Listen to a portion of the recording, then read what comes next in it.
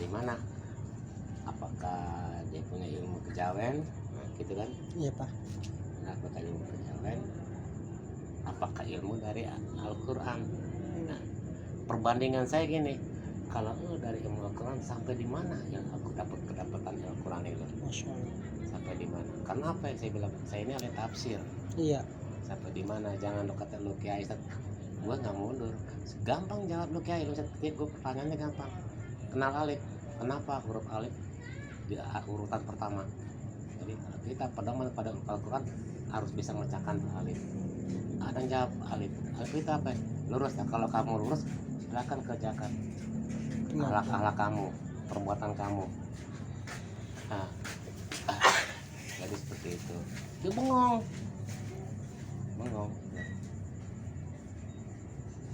Dia bilang ada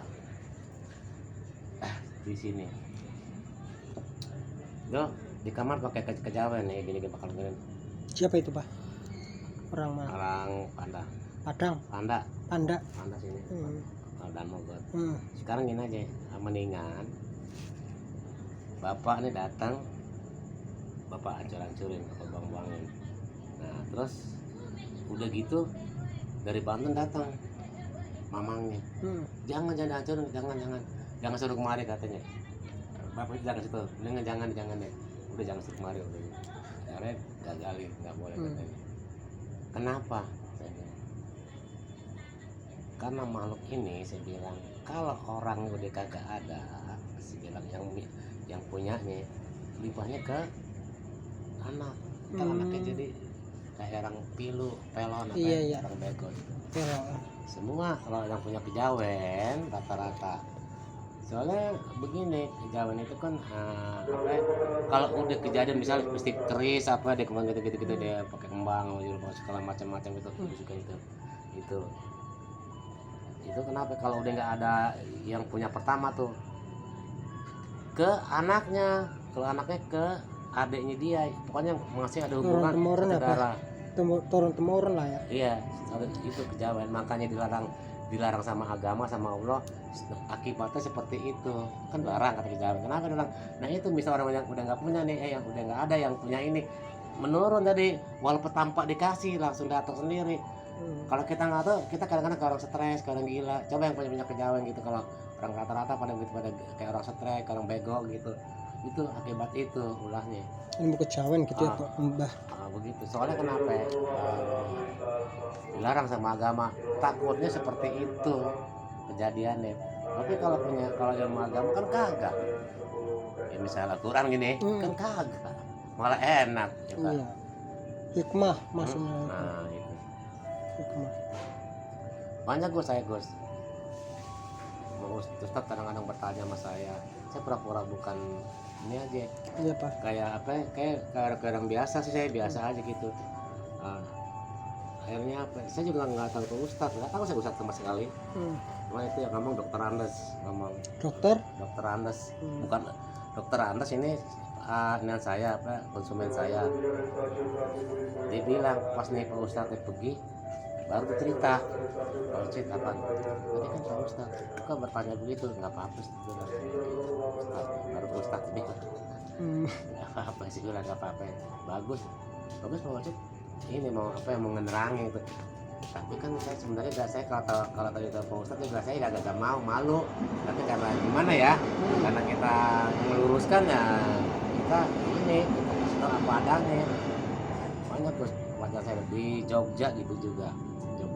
Di Banten 2 tempat saya. Di Banten 2 tempat saya. Emang kayak di Banten 2 tempat. Dan saya datang kumpul semuanya. Saya kupas semuanya di situ. Sampai ustadznya datang, saya bilang Pak Ustadz nanti malam ini datang nih, ketulung datang besok, kagak mau datang Pak Ustadz, kagak mau datang, saya panggil besok. Dia tahu saya juga, wah ada orang bukan orang-orang katanya begitu, tapi waduh, tahu lah dia udah tahu sendiri. Jadi begini, saya mau pertanyaan semua nih, ibu-ibu semua nih kan pada kumpul nih. Iya. Ibu-ibu, kalau saya tanya ibu-ibu, ini ibu-ibu Islam bukan? Islam Pak. Masa saya bukan sholat ngaji? Saya nggak bilang sholat ngaji nih. Saya mau tanya dulu, ibu-ibu nih Islam bukan Islam. Nah, kalau ibu-ibu Islam, siapa nabinya? Dia bilang nabinya Muhammad. Saya bilang ini Nabi Muhammad ini semuanya ada berapa orang nih? Nabinya Muhammad. Saya nggak yakin kok. Si debat gitu. Kok bapak nggak yakin sih kita? Pada begitu ibu semua. Kok bapak mana di Pak masih panggung, rumahnya masih panggung. Tuh tempat almarhum semua, tempat si Muiz. Kok bapak sih nggak percaya? Kan saya sholat ngaji. Saya nggak nanya itu dulu, saya bilang. Nah ibu-ibu ini apa dibilang nabi Islam apa enggak? Bukan, nabinya katanya Muhammad. Nah, ya kan nabinya Muhammad. Kalau ibu-ibu nabinya Muhammad berarti pengikutnya, saya bilang. Nah iya kan pengikut. Saya bilang saya nggak percaya. Kok Pak nggak percaya? Nah, boleh saya terangin? Boleh nggak saya terangin nih? Boleh. Kalau situ pengikutnya Nabi Muhammad, berapa ayat Nabi Muhammad menurunkan di Al-Quran ayatnya? Kalau tiba ngaji bahasa-bahasa gitu, tapi kalau belum mengenal ayat yang Nabi ciptakan, yang diturunkan itu ayat Nabi, belum kamu dapat, itu belum jadi pengikutnya, segitu. Segitu ya. Maka di situ ada surat Muhammad, saya bilang. Nah ibu aja nggak kenal surat Muhammad berapa ayat, saya bilang. Pernah nggak dibaca? Nggak pernah kan ibu-ibu? Iya. Belum jadi pengikutnya, segitu. Iya benar-benar. Masya Allah. Dengan Al-Quran tuh 30 juz, bisa ada surat Nabi Ibrahim saat itu. Nah kalau bilang surat Muhammad, ibu aja surat Muhammad nggak kenal. Bagaimana dikatain ibu pengikutnya, sih bilang. Repot. Hah? Repot. Semua ibu kan punya guru. Pernah diajarin begitu nggak? Enggak Pak. Banyak kayak gitu kan, nggak pernah. Kalau ngaji-ngaji di masjid tapi itu nggak pernah diajarin begitu. Belum pengikutnya. Kalau pengikutnya berarti dia tahu Nabi Muhammad menurunkan ayat sekian ayat, ya kan? Nah kita tahu ya Nabi Muhammad pernah menurunkan ayat Al-Quran, ayatnya 1 sampai 38 ayatnya. Kita baca itu. Nah berarti kamu pengikutnya karena kamu baca surat Nabi kamu. Kalau belum kamu baca surat Nabi kamu, ya kamu bukan pengikutnya. Tuh, ya. Tapi guru-guru nggak ngajarin, berarti gurunya belum sampai di situ, Bu. Segitu. Insyaallah. Gitu. Saya gitu langsung saya. Nah sekarang saya mau tanya ibu. Ibu-ibu nih sholat kan 5 waktu ya. Sholat yang 5 waktu nih Bu. Ini kalau ibu yang sholat 5 waktu sih Bu, itu jangankan ibu-ibu, anak sekarang aja udah pada bisa Bu, saya gitu. Diajarin sama guru-guru orang sekarang. Nah, jadi begini, kan di situ ada sholat 5 waktu, wajib sholat 5 waktu ya, diwajibkan sholat 5 waktu. Tapi yang diwajibkan ini yang mananya? Gitu.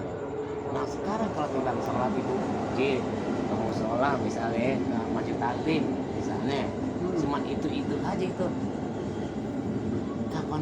Kapan mau tahu nih Bu, saya bilang. Kenapa kita disuruh sholat sama 5 waktu sama Allah dilaksanakan tulisan itu? Maksudnya sholat 5 waktu itu Bu, bukan kita sholat subuh, johor, asar, maghrib, isya, bukan hanya begitu Bu. Terus bagaimana katanya? Abang begitu dari sini? Tak gusur itu saya bilang. Salah Bu. Jadi begini Bu. Boleh saya terangkan Bu? Boleh. Kalau yang namanya sholat 5 waktu Bu, Narik nih. sholat 5 waktu Bu, kalau mau tahu ibu, kalau yang butuh sekarang saya mau tanya siapa yang bisa jawab nih? Ada berapa orang? Yang pertama, kalau ibu berdiri surat berapa dan ayat berapa? Sujud surat berapa, ayat berapa? Iya benar. Ruku surat berapa, ayat berapa? Salam surat berapa dan ayat berapa?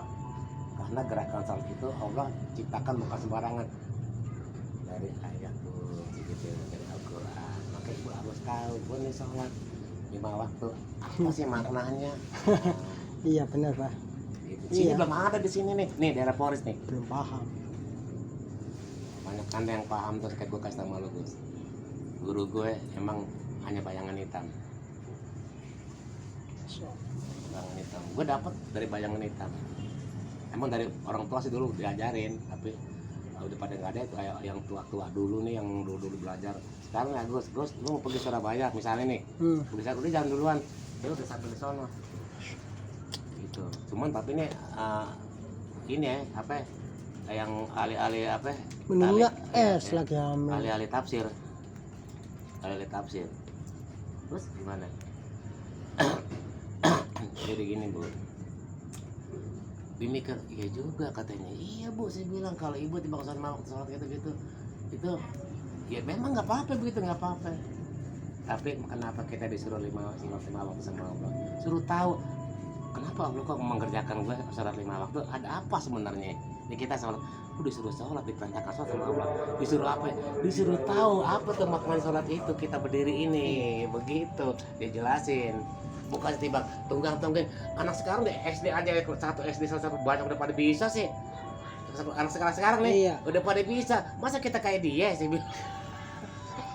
Nggak tahu mananya ya Pak. Nah, di situ saya kupas langsung. Dia minta kejelasan. Jadi bagaimana? Saya buka satu ayat aja. Ya kan? Surat Al-Balad ya, 90 ayat 10. Wa hadainahu najdain. Allah memberi dua jalan. Artinya sih bilang itu. Allah memberi dua jalan. Apa dua jalan? Ada kiri, ada kanan. Jadi kalau kita mau memberi, kita harus ke kiri kanan, yang mana harus kita memberi? Atau kiri atau kanan? Jadi kita pilih kan situ. Wahadainahu najdain. Allah memberi dua jalan atau dua pilihan. Benar. Jadi begini. Jadi kalau kita begini, misalnya Assalamualaikum warahmatullahi wabarakatuh. Assalamualaikum warahmatullahi wabarakatuh. Itu artinya Ibu. Ternyata maknanya sebenarnya kalau Ibu jalan lihat kiri kanan nggak gitu ya. Ibu bawa mobil lihat saya nggak kiri kanan. Kanan. Iya, kiri kanan. Mau jeblan kan itu maknanya sholat gitu ya. Itu Benar. itu hanya satu ayat aja, yang itu cari sendiri gitu. Itu suratnya 90 ayat 10. Wah Pak, saya belum pada diajarin begitu, gurunya aja sih bilang belum sampai sih itu, terus langsung guru itu belum sampai Bu. Kira saya sih Bapak orang biasa aja. Masya Allah. Kira saya Itulah Bapak mempunyai kelipin itu masing-masing manusia ya. kira saya nggak di Jogja, nggak di mana. Jadi nggak di Jogja nih, di Jogja juga saya di masjid, dalam masjid saya sama di Sepata dalam masjid juga.